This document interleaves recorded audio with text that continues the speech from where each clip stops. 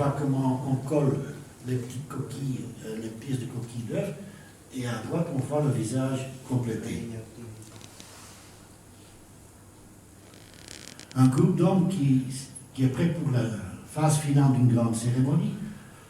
Alors vous voyez ici des plumes des diadèmes montés sur un bâton en bois qui sont insérés dans des chapeaux faits de cire d'abeille. Et vous voyez, il y a des jaunes, il y a des rouges, il y a des verts, il y a des noirs. Tout ça, chez les Kayapos, il y a 40 types de ces coiffes, des diadèmes sur pied. Ils ont 40 types et chaque type représente une famille différente. Donc les familles Kayapos, qui habitent dans une maison résidentielle, chaque maison résidentielle a un patrimoine. Type de plume, c'est la maison des plumes jaunes, c'est la maison des plumes vertes, il y en a deux ici, hein. La maison des plumes rouges, etc. Mais non seulement des plumes, dans cette maison, c'est le maître de chambre. Dans cette maison, c'est l'endroit où la masse de tamanoir doit se reposer. Donc chaque maison a comme ça un patrimoine. Et les Indiens Kayapos, ils sont très fiers de ce patrimoine. On ne peut pas voler le patrimoine de l'autre. Il y a eu un cas dans un village Kayapo, il y a une trentaine d'années, où il y avait un homme qui portait la coiffe avec les plumes blanches. Et la famille disait, mais vous n'avez pas le droit de porter ça. Et le type disait, non, non, parce que j'ai un arrière-oncle qui m'a donné ça un jour. Mais la famille disait, la famille elle-même disait, mais non, tu n'as jamais gagné ce droit. Et puis ils se sont bagarrés. Et le type qui ne pouvait pas porter la coiffe est parti avec la moitié du village vers un autre village. Ils ont dû partir, c'était vraiment la bagarre, à cause d'une coiffe en plume. Donc à cause du patrimoine d'une maison.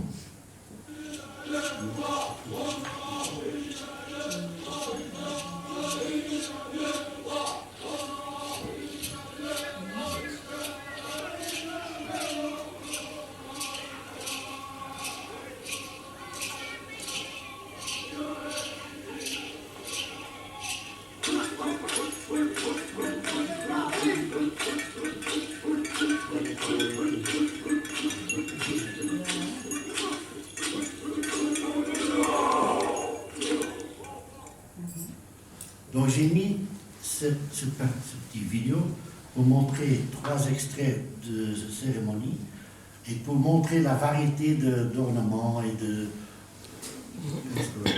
chorégraphie. Donc j'ai dit au début que chaque cérémonie est liée à d'autres éléments dans la mythologie et à d'autres éléments dans la nature. D'où est-ce qu'ils font ces fameux coiffes de plumes? Bon, il y a des oiseaux qu'ils apprivoisent, pardon. Bon, les exemples typiques, c'est les types de perroquets, des aras. Donc, on les prend et on enlève les plumes. Bon, l'oiseau ne sait plus voler. Une fois que les plumes repoussent, il a tendance à les voler, on enlève les plumes. Donc, c'est un peu des fabriques de plumes. Mais, quand on parle avec les Indiens, on dit, mais qu'est-ce que vous voulez? On a besoin des plumes. Mais comme ça, les autres aras dans la forêt, on les laisse en liberté. On ne les touche pas. Sauf quand on a besoin. Donc c'est un système très bien conçu pour avoir beaucoup de plumes. Le malheur, c'est que les plumes jaunes, que vous voyez ici sur la carte de monsieur qui est présent, cet oiseau, on ne peut pas l'apprivoiser. Ce mot apprivoiser. Donc ils n'arrivent pas à l'apprivoiser, et ça veut dire que malheureusement, dans ce cas-là, ils doivent le tuer chaque fois. Et chaque oiseau a 6 plumes jaunes. Donc pour faire une coiffe, il faut pas mal d'oiseaux. Mais ça veut aussi dire que ça prend longtemps, parce qu'on n'arrive pas à tuer tant d'oiseaux en une semaine. Hein. Ça prend longtemps. Voilà comment on enlève les plumes. Je peux vous dire que l'ara, il fait du bruit là. Il crie dans tous les sens. Et donc chez les Kayapos, c'est pas tout le monde qui peut fabriquer des coiffes. Ce sont des spécialistes. pour chaque type de coiffe. Parce qu'on a vu tantôt qu'il y avait des coiffes sur pied, là, avec un bâton. On a vu les grandes coiffes en bleu avec les plumes blanches. Ici, l'homme est en train de faire une coiffe petite, comme ils ont ici. Nos deux invités. Vous voyez que les plumes sont étalées à côté de lui, dans l'ordre qu'il voulait, et ils mettent des bâtons, d'abord pour que le vent n'enlève pas les plumes, mais aussi pour éviter, s'il y a un chien qui court dans la maison, s'il y a des enfants qui jouent. Moi, j'ai vu un jour, un homme était en train de fabriquer une coiffe. Et puis son petit-fils venait avec sa main, il n'a rien dit, il a recommencé. Plume par plume, mettre à la bonne position. Le petit venait, de nouveau. Mais j'ai dit à cet homme, pourquoi est-ce que vous ne dites rien? Il sera plus rapidement fatigué que moi. Ils ont une patience. Donc, chaque type de coiffe, c'est un spécialiste. Alors, ces spécialistes, ils ont un rôle social dans le village. Prenons quelqu'un qui veut avoir une coiffe. Donc, il rassemble pendant des mois, en échangeant avec d'autres, il rassemble toutes les plumes dont il a besoin. Le coton qui est nécessaire pour faire, il doit tout donner au spécialiste. Et en plus, il doit donner de la nourriture au spécialiste pour son travail. Donc, le spécialiste, il reçoit, mais il surveille d'abord qu'il y ait assez de plumes. Il ne va pas commencer à faire une coiffe qu'il ne peut pas finir. Donc, au fond, le spécialiste veille qu'il y ait toujours un peu plus, une réserve. Et donc, il fait sa coiffe, et la réserve, il garde. Encore, il garde. Encore une coiffe, il garde. Donc, il accumule des plumes. Et supposons qu'il y a un monsieur qui n'est pas riche. C'est pas riche dans le sens que chez nous, avoir d'argent, mais c'est quelqu'un qui appartient à une petite famille qui a peu d'appui, donc qui a moins facilement accès à des plumes, à des choses comme ça, donc il va faire tout lui-même. Il n'a pas de frères qui peuvent l'aider. Il y a des cas comme ça. Donc un pauvre, entre guillemets, vient avec ses plumes, et le spécialiste voit qu'il n'y a pas assez de plumes. Il dit rien. Il dit c'est bon, ça va. Donc il prend les plumes et il utilise la réserve pour aider le pauvre. Maintenant, le pauvre, souvent il ne sait pas. Mais pourquoi est-ce que le spécialiste il fait ça? Parce que l'homme qui demande, le pauvre qui demande de faire une coiffe, la coiffe c'est pas vraiment pour lui. C'est pour qu'il puisse être beau, on en est là, à la beauté, pour qu'il puisse être beau au moment qu'une cérémonie se fait pour les enfants des autres. C'est pas pour lui. Parce que le sponsor, s'il est sponsor, le sponsor ne peut pas mettre des plumes. C'est les autres qui font, c'est la communauté qui investit dans la beauté des enfants. Donc les danseurs doivent être beaux, le plus beau possible. D'où le fait que le spécialiste aide ces gens, parce qu'on est beau pour les autres, pas pour soi-même. Alors, quand ils font des coiffes, c'est des spécialistes, j'ai dit, mais donc un jour, les jeunes doivent apprendre, évidemment. Le spécialiste, il va suivre le jeune pour qu'il apprenne bien. Mais pas tout le monde a la même capacité, évidemment. Il y a des gens qui sont plus habiles que d'autres.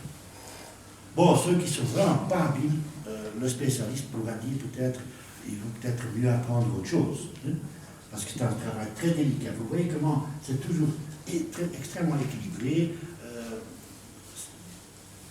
C'est un travail vraiment délicat. Et donc, le nouveau spécialiste, quand il commence à faire, parfois, c'est pas tellement joli.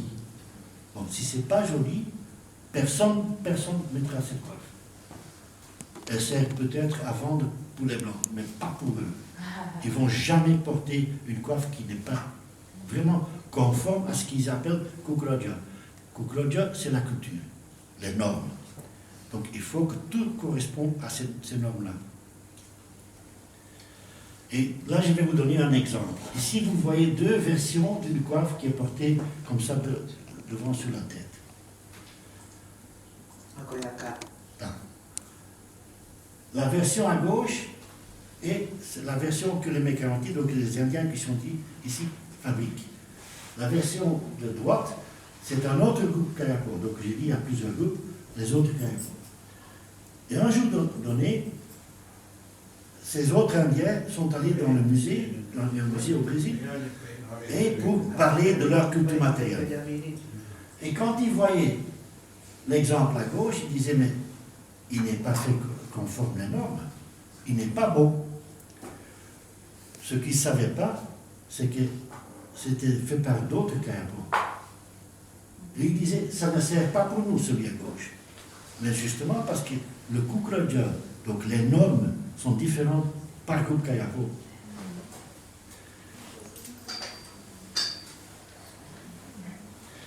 Alors, cette quête de la beauté, c'est pas uniquement dans les coiffes.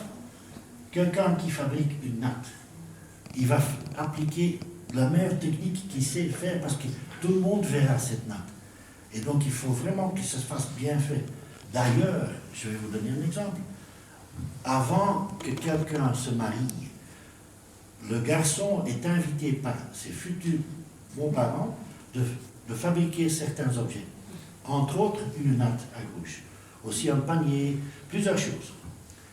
S'il ne sait pas le faire, les beaux-parents disent à la fille, attendez, hein, jusqu'au moment qu'il sache le faire. Donc, il doit apprendre à bien faire, parce qu'il ne peut pas donner une natte moche à ses beaux-parents, c'est pas possible, c'est pas pensable. Donc, il s'investit beaucoup à apprendre de la meilleure façon, et une fois qu'il le sait, il fabriquera les objets nécessaires, il ne peut pas demander à d'autres de le faire lui-même. Tout le monde le saura. Et puis il donne, et puis là, la belle-mère va dire, c'est d'accord, il convient.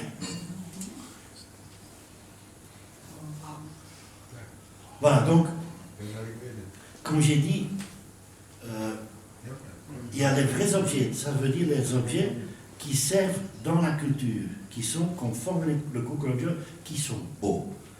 Et il y a d'autres objets qui sont rejetés parce qu'ils ne sont pas assez bons, ou qui, par exemple, parfois ils fabriquent des coiffes avec des plumes qu'ils ne mettront jamais. Je cite un exemple d'un poulet, mais bon, un oiseau comme ça qui ne sert à rien pour eux. Alors pour vendre, parfois ils prennent des plumes comme ça d'une qualité qui ne leur convient pas, qui n'intéresse pas. Et ils font une coiffe, ils disent au blanc, oh, c'est très plein de coiffe, le blanc on achète. Mais donc ça, c'est pas un objet qui est beau, ce n'est pas conforme à la Kukradja, donc à la culture. Et donc tout le concept de beauté est repris dans ce mot melanemé. On se montre joli. Donc quand on utilise le terme melanemé, c'est pour se référer aux enfants qui sont fêtés, qui à la fin deviennent oiseaux. On se réfère à la cérémonie parce que la communauté totale investit dans la beauté pour fêter les enfants. C'est l'effort communal qui fait que les choses soient belles. On ne peut pas... Je donne un exemple. Dans l'histoire des Kayapo, il y a plusieurs fois ils se bagarraient souvent entre eux. C'était des guerriers. Supposons qu'il y a une cérémonie qui est en train de se faire. Et deux groupes se bagarrent, et souvent on leur disait, nous on veut partir, un groupe veut partir. Presque toujours les chefs disaient, après la cérémonie. Le lendemain de la cérémonie on part, mais pas maintenant, pas pendant la cérémonie. Pourquoi? Parce que les sponsors investissent beaucoup dans cette cérémonie. Et si la moitié du village part, ça perd toute la force du grand investissement de la communauté. Et je peux vous dire que l'investissement des sponsors, c'est gigantesque. Ils payent les dettes pendant 20-30 ans. Hein. Nous, avec Martine, mon épouse et moi, on le sait parce qu'on a sponsorisé 2 cérémonies pour nos 2 enfants chez les Kayapo. Les Kayapo disaient, il faut venir pour les noms. Donc, on est allé là et chaque fois, ils ont fait une cérémonie spécifique pour nos enfants. Ils sont baptisés Kayapo. Mais alors là, chaque fois que je revenais, je me souviens, mon dos fait encore mal parce que j'ai porté des tortues très lourdes pour toi, il faut me donner quelque chose. Chaque fois, pendant pas 20 ans, ils ont fait ça. Et tout d'un coup, un jour, c'était fini. Parce qu'ils se sont dit entre eux, il a assez payé. Oh, maintenant, je peux y aller sans que tout le monde me dise, tu te souviens, ça va. Voilà. Donc, je voulais terminer ici avec honoraire rien. C'est fini. Je vous remercie pour l'attention.